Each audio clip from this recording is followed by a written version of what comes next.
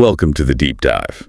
Today we're confronting some really quite unsettling riddles. Humanity's coldest cases, you could say. The nameless dead. Exactly. The John and Jane Does.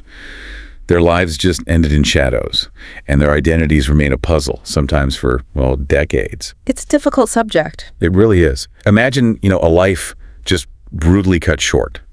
A story silenced.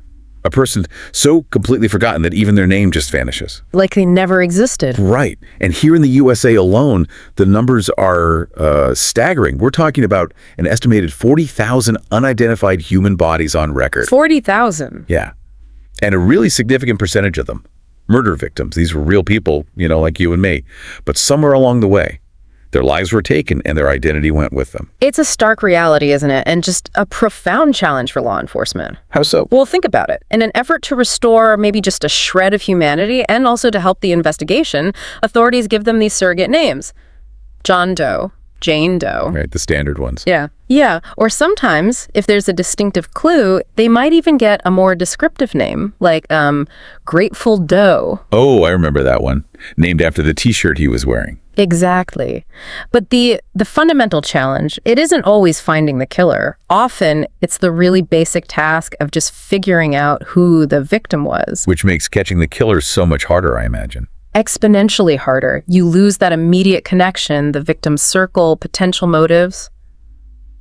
Yeah. It all starts from zero. And sometimes the only tool they have to bridge that gap is forensic art.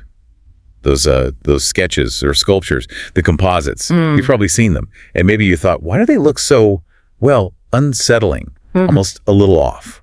That's a really common reaction. They don't always look perfectly human, do they? No. It seems almost counterintuitive if you're trying to get someone identified.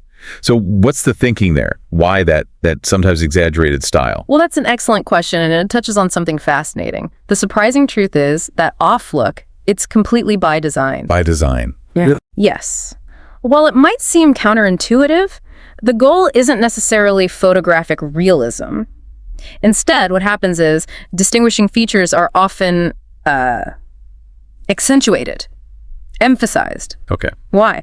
Believe it or not, this strategic exaggeration actually increases the odds of recognition. Think about it. An image that's too generic, too average, might just be easily overlooked. It blends in. Right, you wouldn't give a second glance. Exactly. But an exaggerated composite, it's more likely to grab your attention, maybe etch itself into your mind, and potentially spark a memory. It stands out from the crowd, so to speak. So it's about being memorable, even if it's not perfectly lifelike. That's actually quite clever. It's a calculated approach based on how memory and recognition seem to work. Okay, that makes sense.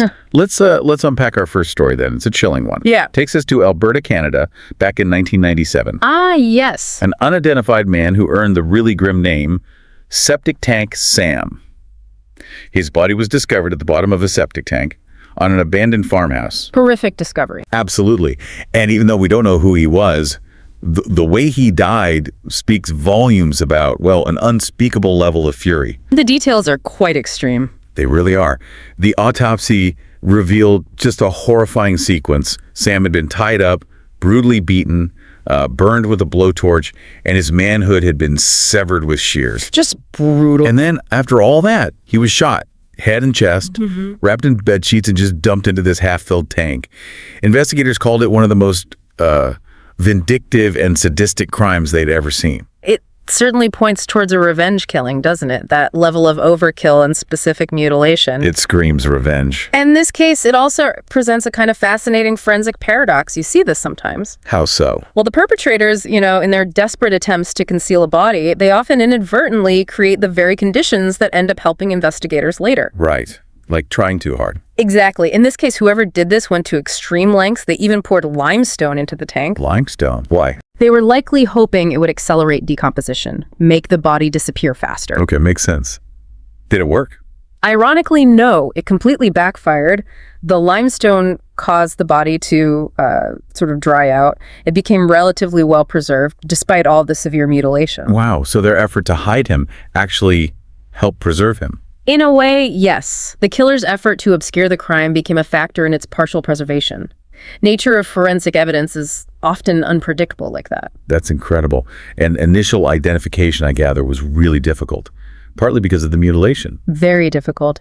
Initially, investigators thought Sam was maybe 26 to 32 years old, Caucasian. Okay.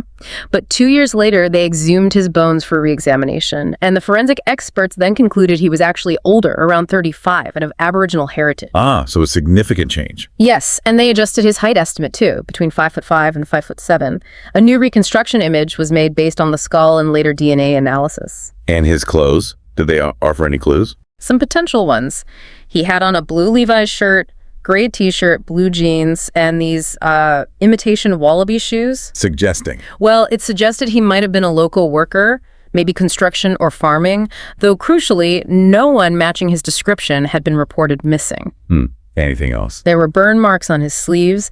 That hinted he might have been tied to a bed, perhaps, during the torture. Horrible. And the location. The abandoned farm. No physical evidence was found at the farm itself, so the theory is he was likely killed somewhere else. The name just dumped there. Probably by locals who knew the farmhouse was empty, knew it was a place unlikely to be disturbed. And what happened to Sam? Septic Tank Sam was eventually laid to rest in an unmarked grave. His case is just as cold now as it was back then. No name, no killer. Such a brutal end and still no answers. Okay, from that extreme vengeance, let's turn to a case where the crime itself really impacted the identification process directly. Our next story involves red nails, also known as the Harris County Jane Doe. She was discovered in a ditch in Texas back in 1989.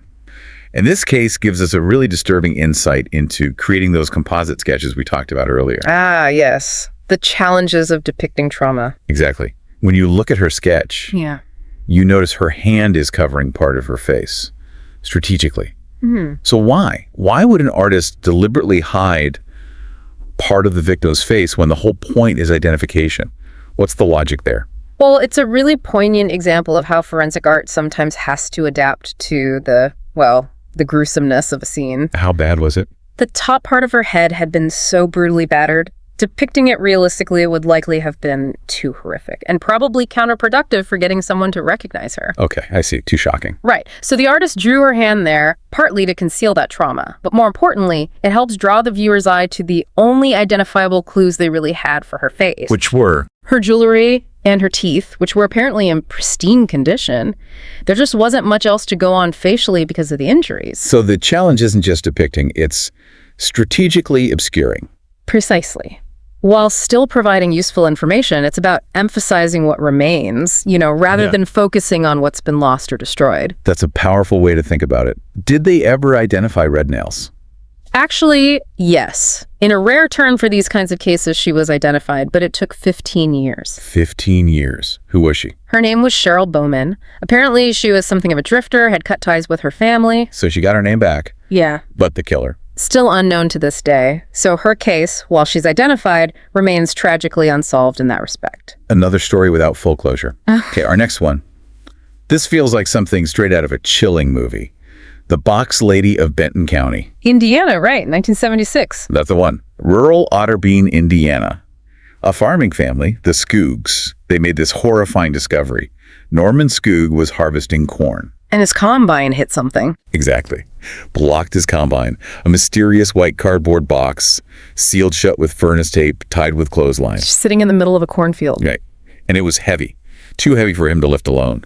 So he called his father-in-law, and together, 3 generations of the family, Norman, his father, and his son Curtis, they managed to open this box. And inside? Inside, wrapped in layers of plastic, was something shaped distinctly like a human body. Oh, man. And get this. A broken vial of perfume was resting on top. Perfume. Trying to mask the smell. Seems like it. A pretty futile attempt, though, because when the sheriff arrived and they opened it fully, the stench of death just filled the air. That detail about the perfume, it's quite telling, isn't it? How so? It suggests maybe a killer who is inexperienced, or just really desperately trying to cover their tracks, an attempt that, ironically, often leaves its own strange little clues. Hints about their mindset, maybe a lack of planning. Good point. And inside was the body of a woman. Fetal position, bound with rope. Her head was wrapped in paper towels and trash can liners. How long had she been dead? They estimated about 7 to 10 days. And here's the really critical part, like we discussed earlier. Despite her age, clearly middle-aged, maybe 50s or 60s, nobody came forward to claim her. Nobody missed her. Nobody. which immediately raised red flags because, as you know, in most murders, the perpetrator knows the victim. So what does it mean for an investigation when absolutely nobody is looking for this person? It complicates everything. It just severs that most common pathway to identification and often to the killer. You have no starting point. Exactly. Without an identity, investigators are left with almost no leads. All they have are the physical details from the body itself. What did they find? Brownish gray hair, brown eyes, about 5'2". She had a scar, sternum down to her stomach, suggesting past surgery, calluses on her hand. Calluses, like from manual labor. Yes, suggesting she might have been, say, a cleaning lady. Also an upturned nose and unusually large ears. Distinctive features, but not enough. Fingerprint. They had them, but no match in any database. Which probably meant she was U.S. born, but likely never arrested, never in the military. Just off the grid, in a way. And the cause of death. Autopsy showed she was shot. Back of the head with a shotgun. Execution style. Pretty much. So investigators started thinking, why? Why kill her and then dispose of her like this in a box? The cleaning lady theory. Maybe she saw something. That was one line of thought. Maybe she witnessed something she shouldn't have and had to be silenced. Some even wondered about maybe mob involvement given the execution style and disposal. But the weirdest part is how the box got into that field. Right, the location details were odd. Very odd. The box itself was traced back to a manufacturer in Chicago, suggesting maybe she came from there. Okay. But the cornfield where she was found, it was far from any roads. And there were no broken corn stems around the box, no tire tracks. So it wasn't just driven in and dumped. Doesn't seem like it. Plus, the box itself was dry, even though it had rained recently, which meant it had been dropped there very recently, and none of the other local farmers heard or saw any cars that might have done it. So, how? Well, the leading theory, as bizarre as it sounds, is that she was dropped from a helicopter. A helicopter? Seriously. 3 different witnesses reported seeing a chopper hovering nearby around that time, and there was apparently a circular imprint in the ground near the box that could support that. Wow. If that's true, what does that imply about who might have killed her? Well, that's the thing, isn't it? If the helicopter theory holds, it suggests a level of resources, planning, and frankly, power that goes way beyond your typical individual killer. Definitely. Dropping a body from a helicopter, that's a sophisticated operation. Trying to dispose of evidence in a really remote, inaccessible way, minimize tracks, witnesses. Points to maybe very powerful people, organized crime, perhaps, or someone with serious connections. It certainly hints at entities that wanted to make absolutely sure she wouldn't be found easily or identified. Was she ever identified? No. Her remains were exhumed back in 2019 for DNA collection, hoping modern tech could help. But even now, after over 45 years, the box lady of Benton County still has no name and no identified killer. Just vanished into thin air, almost literally if the helicopter part is true. Okay, let's take our journey global now to South Korea. Okay. A deeply unsettling case from 2006. Jane Doe. On January 10th, 7 pieces of a dismembered body were found in a garbage can in Cheonan City. 7 pieces. What was missing? Her arms and her entire torso were missing. Grim. Cause of death. Thumb marks on her neck pointed to strangulation. The remains were fresh, very fresh, suggesting she'd been killed no more than 2 days prior, probably dumped just hours before being found. And the dismemberment. Whoever did it showed surgical precision. The cuts were neat, right along the joints. This immediately made detectives suspect the killer might have had some kind of medical background. A doctor? Or a butcher, maybe? Could be either. Or someone with anatomical knowledge. But it presents immediate, complex challenges for identification, especially in South Korea. Why is especially there? Because all adults in South Korea are required by law to have their fingerprints documented. It's a comprehensive system. Okay, so they should have found a match easily. You'd think so, but her fingerprints yielded no match at all. So what did that suggest? It immediately made investigators wonder if she wasn't officially in the country. Maybe she'd bypassed immigration somehow.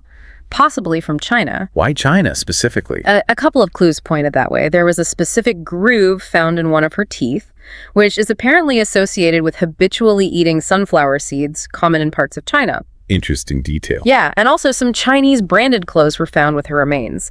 So the theory became maybe she was an undocumented immigrant, which, of course, severely limits the usual routes for identification. Right, no official records. Any other clues found? Yes, Oddly enough, a pair of men's construction trousers splattered with paint were found nearby, likely belonging to the perpetrator. Why likely is? Because investigators checked, and no construction companies in that specific area employed any women at that time. Okay, so a potential clue about the killer.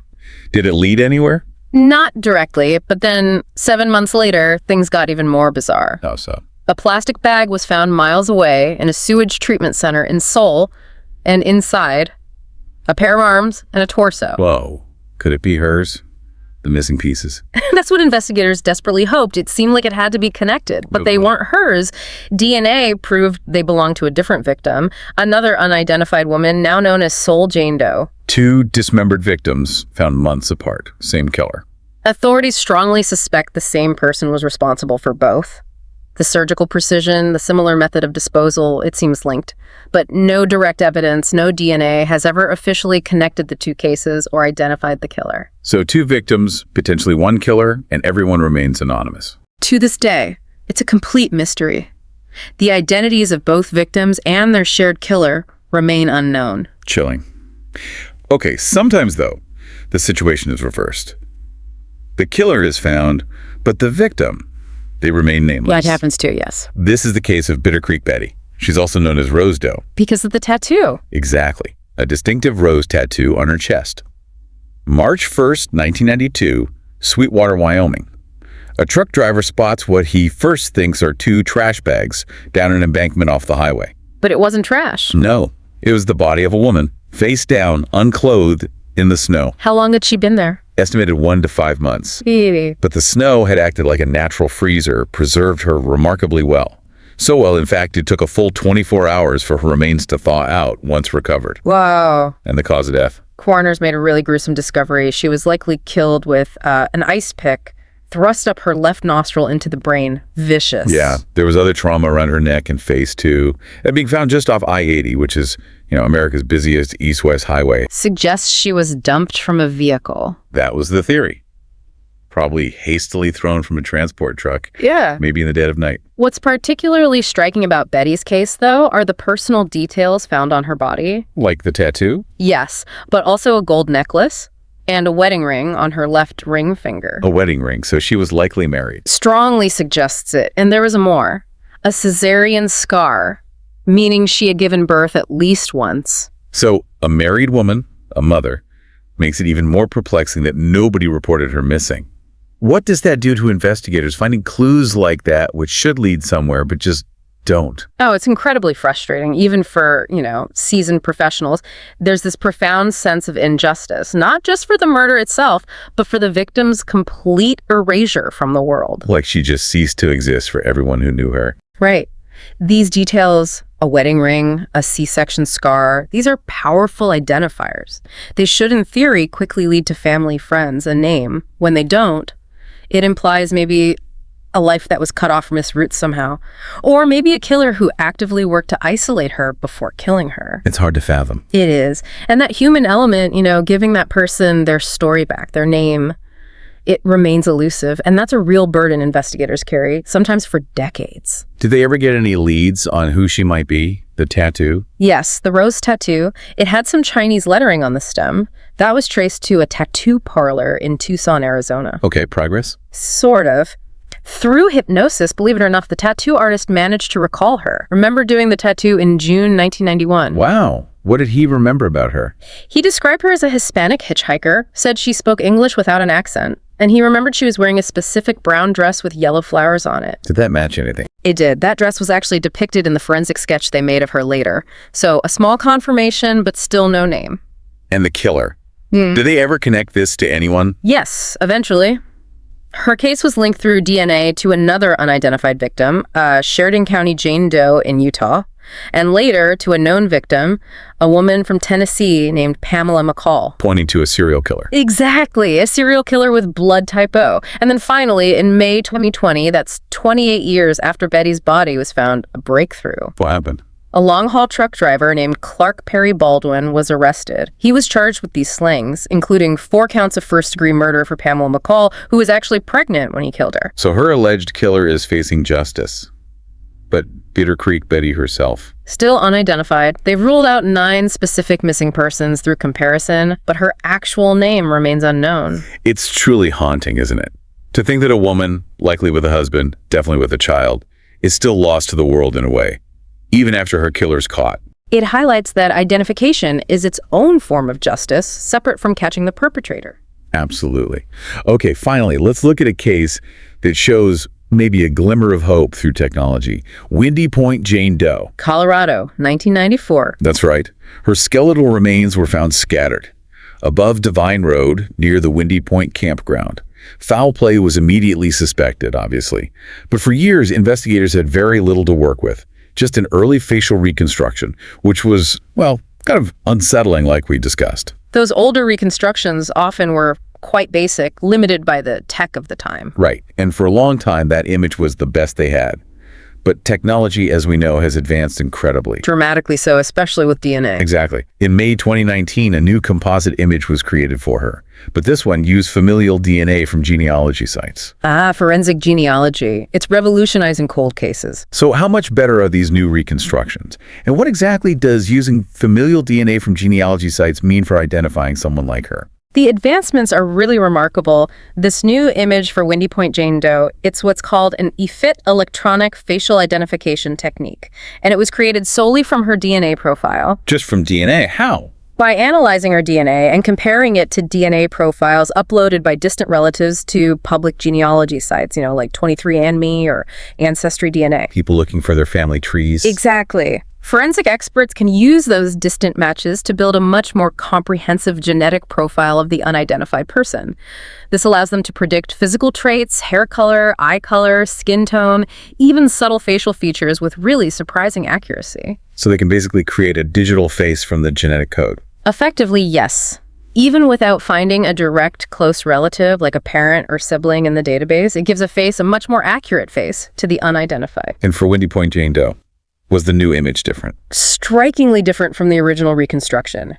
The DNA analysis concluded she was likely 35 to 45 years old, about 5'4", Caucasian, with auburn hair, much more specific. That's incredible. A digital face from a genetic footprint. Has it led to her identification yet? Not yet, unfortunately. While this new image is out there, it hasn't solved her identity so far.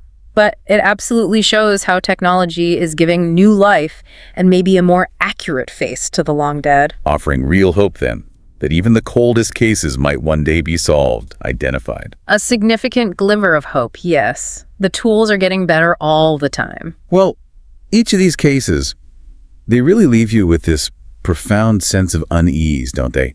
A stark reminder of just countless untold stories buried in anonymity. They were living, breathing people, now reduced to forensic puzzles, just waiting for anyone to finally speak their name. It really makes you wonder, in a world absolutely brimming with information, with all this advanced technology, how many more forgotten faces are still out there? How many are just waiting for that one right person to see a sketch or for their DNA to hit the right database? How many connections are just out of reach? It's a somber thought. It is, because the identity of these individuals, it isn't just a detail in a case file. It's the final piece of their humanity. It's a closure that's long, long overdue for them and for any family they might still have out there. This deep dive really reminds us every single person is a story that's worth telling. And definitely a name worth remembering. We can only hope that one day, these John and Jane Does will finally regain theirs. We hope so. Thank you for joining us on this pretty unsettling journey today. If you found this deep dive captivating, maybe terrifying, or just thought-provoking, please do show your support for our channel, Horror Docx. We appreciate it. Don't forget to like, share, and subscribe. That way you'll stay tuned for more thrilling and suspenseful explorations into the unknown. Until next time, we really encourage you to reflect on these stories and the lasting, haunting impact of the nameless dead.